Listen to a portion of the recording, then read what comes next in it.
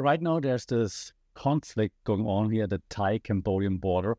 If you open your phone, you've probably seen it, right? You've seen it on IG, TikTok, any app you're using, you've probably seen it to some extent, even if you're far away and if you're not here in Thailand. And what you see is probably three different versions of that conflict that happening or those three different versions exist at the same time, right?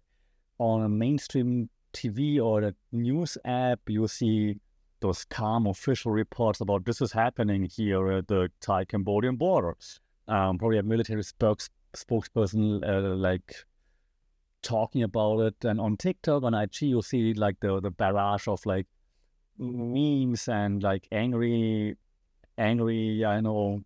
cutted videos, short form videos, bam, explosions in your face and things like this, nationalist memes, emojis, flag emojis and whatnot. And on international news, you'll probably see a very dispassionate report, just like facts, right? And that's the point, actually, because the first casualty of war, it's not just the truth, it's that shared reality. Because all those different points of view, it's the same thing, the same incident that exists from different angles. So today we're not analyzing the conflict, because probably I am kind of biased being in Thailand, but we're analyzing the conflict about the conflict.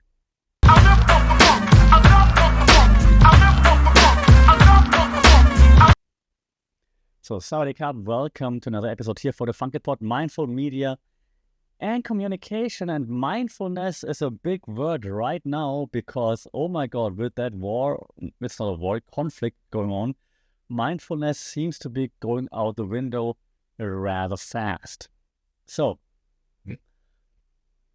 I've got a few different angles for this, okay? First angle is we gotta look at the official narrative, the language of the states involved, Thailand and Cambodia.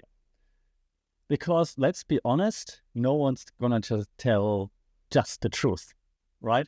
So there are obviously deliberate strategic talking points used by both sides. And it's often contradictory, of course, because, well, one side wants something, the other side wants something else. So if you want to analyze this, you would look at the press briefings, for example, the official statements on government websites, the graphics on state TV, for example, where you then see who attacked first, for example. When you look at Cambodian news, they will say that Thailand attacked first. When you look at Thai news, Thailand maps out how Cambodia attacked first, for example, and how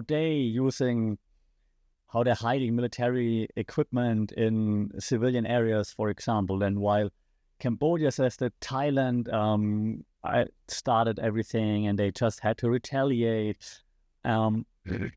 So different viewpoints, different talking points on both sides, obviously. And you can also see that the choice of words is pretty different, right? So for one side, it's a defensive maneuver. For the other, the others, it's like provocation, right? So what we read in the news, it's very often called provocation incursion, but it's basically they're provoking us. They crossed the line, they crossed the border, and they fired into our territory. So we fired back and back. So yeah, from our point of view, if we're Thailand, we're saying we're defending us, and they provoked us, and the other way around, Cambodia is going to say the same thing, right? They say Thailand provoked us for decades, and now we're just responding. So the wording about the same incident will try to make it look different in different angles. Also, what is kind of important is if you pay attention to what's actually not being talked about, what's not being said. Because there are many things that are not being said. And that's also strategic. That's what we call strategic ambiguity. It's we don't say it, because then the people will fill it in, and they will fill it in from their biased point of view. So as someone in Thailand, or as Thai people, or as someone who lives here, we of course take the Thai side up more or less automatically, right? So we will fill in oh yeah, those are the bad guys, even though they wouldn't actually have to state that, all right? And the other way around, of course, as well. It's like, hey, Cambodia is such a small country. We would never try to start war with a big country like that. Good. Okay, so that's all also strategy. So when it comes to the strategy, there's one core media theory we have to be aware of. It's called framing theory. If you've been following the podcast, you've heard about this before. I'm just going to repeat a little bit. If not, first time, also no problem, because I'm explaining. So framing theory is like one of the core media concepts. Okay, framing theory basically means, as the name suggests, you put a frame around the story. So the story is the Thai-Cambodia border conflict. And now you take a frame, and this is in real life, right? The frame keeps something in your point of view. There's still things happening outside of the frame, but we're focusing on what's in the frame. So you take a frame, you can make the frame big, you can make the frame smaller. Doesn't really matter, but you frame what you show to the people. So then as a news outlet, as a media outlet, as the government, as any organization, you take a frame, put it on an incident, and then say, hey, people, look inside my frame. This is what's happening right now. So from a Cambodian point of view, for example, you would put a frame around Thailand attacking with fighter jets, right? So like, look at Thailand, they're bombing us. From a Thai point of view, you would put a frame on like, hey, look at how Cambodia started it. Look at how they shot from civilian areas into our civilian areas, killing innocent people. So you put the frames on what you want the people to see without mentioning things that are happening outside the frame that in real life obviously contribute to what's happening inside that frame. Okay, so that's the framing theory. Yeah, so you can frame it as like, this conflict is about historical heritage, for example, the border, how it was like established, who owns the temple, and so on. Cambodia says they're scared that Thailand will like encroach on them and will like will try to take Cambodian land, and they want to stay like sovereign as a nation, for example. So everyone tries to spin different narratives by adding different kinds of frame to it. Yeah, so every side is trying to win the argument before all the facts are out there. So then they're not like, let's look at all the facts. Look at my frame. Isn't it not, it's not pretty, but look at this. Look at my frame. This is how it really is. Trust me. Okay. When it comes to that, when it comes to framing, sometimes you gotta sit back and be like, wow, damn, you gotta admire the linguistic gymnastics that the people framing things are going through. Another example, but this podcast is about Thailand, Cambodia, but another example would be Donald Trump and the Epstein files right now, right? First they're denying things, then they're like, okay, no, the list might have actually existed, but I'm not on there. But maybe my name's on there, but I never really went to that island though. Like, so look at the bad people at that island, look at Obama over here. So that's also taking a frame and making people look at that frame or what's in that frame, ignoring the things around the frame. Okay, so the same thing happening right now here when it comes to that conflict. It's a masterclass in strategic communication. That is one of the things you'll learn right away in strategic communication, how to frame things in a way that you want, that you would like people to see it, okay? The primary goal when it comes to framing is not to inform the public. The primary goal is to manage them into a state of I don't know, righteous indignation maybe. Like, yeah, it's not giving you all the info. It's like you telling me I'm right and you're following what I'm saying. Okay? Okay, so then the second point, besides the governmental ways of communicating, is of course the online rage, the netizens, right? And there we have to get dirty probably, because we're going to go into the social media swarm that also has never been drained, by the way. And that's where the emotional battle is taking place, right? Fought by millions of keyboard warriors. So what you see online is, of course, now like a big explosion of nationalist flags and emojis and historical grievances being brought out again from back in the 15th century to now us versus them, and then mentions of the Khmer Rouge, of course, all the time, because if you have an issue with Cambodia, it's always a Khmer Rouge. While their influence can, of course, not be ignored. I'm just saying that's what pops up right away, of course, right? And then the spread of like unverified grainy videos, are those videos real? Are those videos from Disconflict? Are those AI videos? Who knows? But they're spreading like wildfire, and you see troop movements and online, and you see maps and you thing analysis and everything, like all in like 30-second clips. Yeah, a border conflict between two nations where people die, and you see 30-second clips, and you make your mind up based on 30-second clips. Now that's how then online mobs target and doxing maybe even anyone who's against it, who's trying to be more moderate, who's trying to take like a different point of view and says like, hey, I heard of framing theory before. I know what's happening. Let me maybe look outside the frame. If you're not with us, you're against us. And this happens very quickly, especially in an online environment, right? So there's a theory called imagined communities. It's an old school theory that says a nation isn't just a place, right?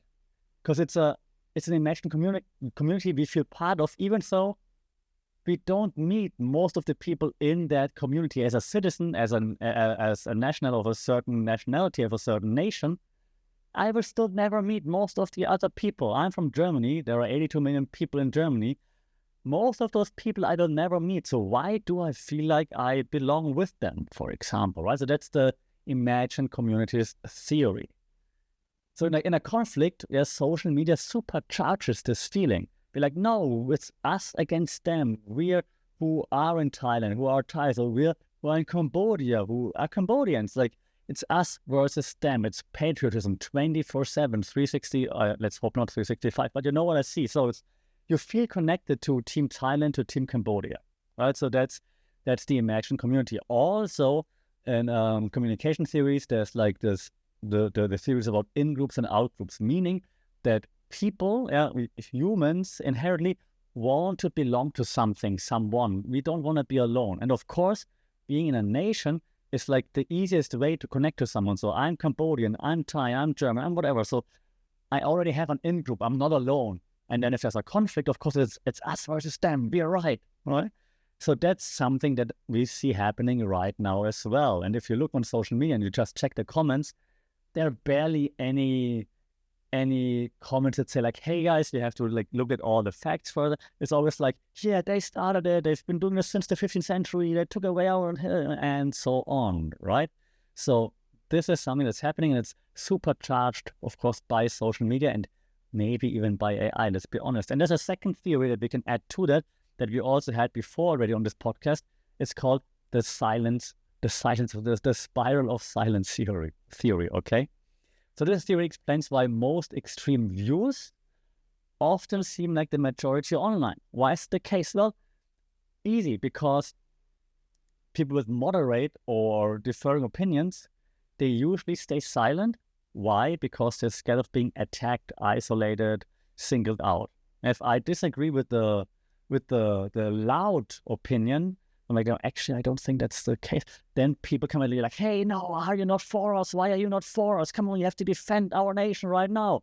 How dare you not be for us in this critical time? So you're like, okay, I didn't say anything, sorry. Right? So that's the spiral of silence. So people with different views, or maybe moderate views, they're more silent, they're more quiet, they're not as loud as the people with extreme views. People with extreme views, they think if they yell it out, it makes it more real. So they're the loud ones, and then because of the spiral of silence, the loud ones, even if it's not a majority, the loud ones are the ones that get all the attention. And then eventually you think, okay, no one's saying anything against it. Are they right? Am I wrong? Everyone's following this, right? Yeah, again, we're sticking with Thailand and Cambodia, but Trump, right? It's exactly that. The spiral of silence led to basically Trump being in office. So, especially in the first term. So, this theory explains very well why the loud ones, the extreme views, are the ones that come to the surface the easiest, because people with moderate views, people with differing views, they stay silent because they're scared. Okay, so the silence makes the loud, the nationalist, the extreme views seem more dominant than they really are, and then more people think, well, if that's what everyone is saying, I guess I have to follow that. So suddenly, right, everyone on your Facebook feed with a flag in their profile picture is like a military strategist, a PhD in ancient cartography, knows exactly when which borderline between Thailand and Cambodia was drawn. The comment sections, they're like they're the equivalent of like a bar fight right now. Like, no, I know better. No, you know better. That would be nice. No, you don't know anything. Yeah, and I mean that's Facebook, TikTok, that's anything on social media, right? So it's not a nice atmosphere. And well, let's be honest, those comment sections also have way worse grammar than bar fights. But that's just a side point.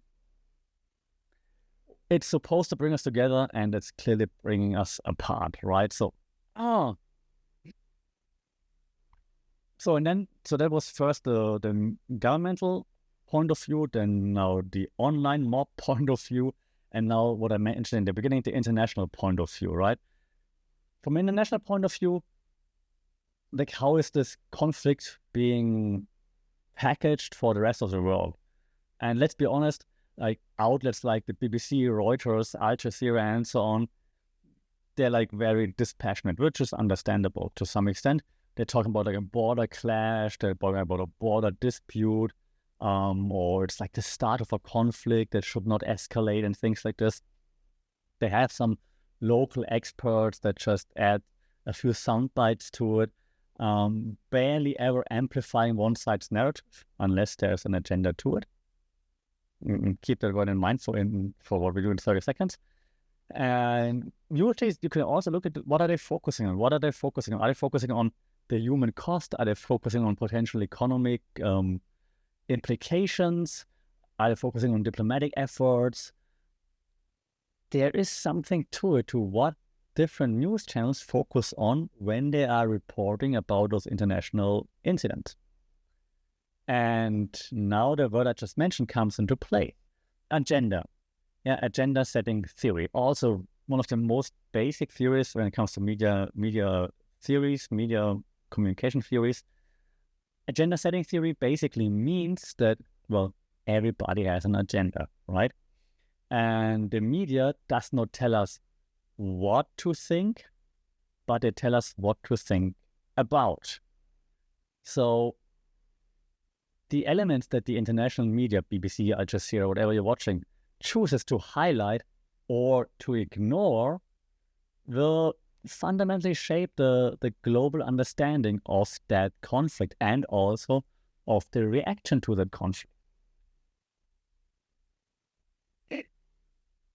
I'm letting you sit for a moment, and then I give you examples, right? So what is the BBC reporting on when it comes to Thailand, Cambodia right now? What is Al Jazeera focusing on? Do they focus on the same things? Do they focus on different things? Do they have different agendas? That said, you can apply this agenda setting to basically any kind of conflict, any news, basically, but with conflicts it's easy to highlight. Since we're in Thailand, when's the last time you heard about the ongoing genocide in Myanmar? Exactly. What's the agenda there? Why is no one talking about it anymore, right? Same thing applies to Ukraine, Russia, Gaza, Israel. Like, why are news outlets not highlighting one thing, but highlighting the other thing? So they will never say, you will not hear a news outlet saying Thailand is right. You will not hear a news outlet saying Cambodia is right. But news outlets will have different agendas framing what they show you differently because of the agenda that they have. Okay? So that is something to keep in mind. Yeah, agenda setting, like everybody has an agenda. So what they show you and what they don't show you is usually very much on purpose. So be aware of it. Be aware of agenda setting, framing, and those things, okay? So don't just take everything for gospel that you see, even if it's on BBC, because apparently we believe everything the BBC says. So yeah, no, I'm not hating on that, because again, everybody has an agenda. Just be critical with any kind of media that you're consuming, okay? Because if you watch the international coverage, it's like watching someone try to explain like a family argument when they've only spoken to the two angry cousins at the barbecue, right? So what is this about? Oh, he sucks. No, he sucks more. But you don't know what actually happened in between your parents, your uncle, your grandparents. You just talk to those two guys that are the most angry, drunk guys at the family get together, right? So that's basically what happens when international news outlets come to like a local conflict like this. No subtext, no context. Basic facts, sure, but then that's about it, and they don't really care much about the rest. So now, having that said, to wrap things up, how can we understand what's happening, right? The survival guide for your brain, basically. So we want to be more mindful media and communication. So how do we do that, especially during a crisis where everything is immediate, urgent, and so on, right? So this is basically the so what part now of the podcast. So we know all those things that happen. It sucks. So what? Well, there are now 3 things I want to talk about. I want to share with you, and then we're going to call it a day because it's too much conflict talk. One is called lateral reading. So lateral reading means don't just read the article, read the source. Okay, so before you invest time in an article from a website that you might not even know, open a new tab and investigate the site itself. Like, what is it actually about? Who funds that site? Where are they from? What's their agenda? Then you know if you can trust it or not. Yes, it's some extra work, understand. However, if you want to know something about a potential war, it might be worth to spend a minute or two to actually fact check something, right? This is not a TMC article. It is actually something about a potential war or at least a big conflict, okay? Second, we call it emotional skepticism. For me, that's the most important one. You got to learn to recognize when a piece of media is engineered to make you feel angry, patriotic, scared. You need to recognize when a piece of media is trying to manipulate your emotions. Because if they can manipulate our emotions, they get us triggered. They make us do things like, share, subscribe, yell at people, comment, and so on, right? So strong emotion is the enemy of critical thinking. As soon as we feeling strongly about something, we stop to think critically and we just shade everything. So you feel that powerful surge, that urge to yell at people. That's your brain's alarm bell to be like, hey, take a breather, take a step back. This is not the right reaction, especially when it comes to a conflict like that. Okay, so then you should be extra skeptical. If something makes you feel like, oh, that's when you should step back, calm down, be extra skeptical. Okay, last thing, we call it triangulation. Basic, never trust a single source. Never trust a single source, unless it's the fun bit part. No, never trust a single source, okay? The closest you get to the truth is by finding the intersection point between different types of narratives, right? So take the state theory that we had in the beginning, then take the chaotic online story, then take the detached international story, bring it all together, look at everything, and then you find hopefully something that has it in common, like in the Venn diagram, right? The middle point that they all have in common, and then maybe that's something that you can take and be like, okay, that seems to be true, okay?